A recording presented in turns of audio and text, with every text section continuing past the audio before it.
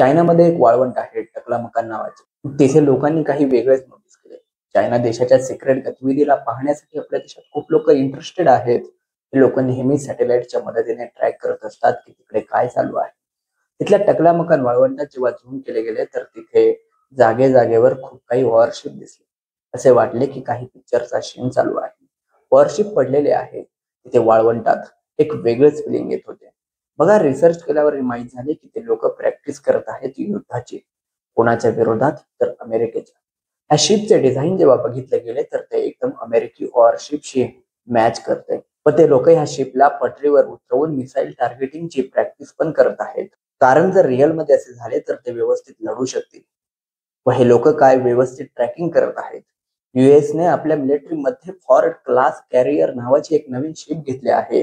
तर त्याच्या फक्त 1.5 महिन्यानंतर सेम तेच शिप चायनाच्या वाळवंटात बघायला भेटले. प्रत्येक गोष्टीची अपडेट घेऊन त्याच शिपचे डमी शिप बनवून ते युद्धाची प्रॅक्टिस करत आहेत. व वाळवंटात यामुळेच की कॉमन लोकांपासून खूप लांब, कारण हे कोणाला माहित नाही.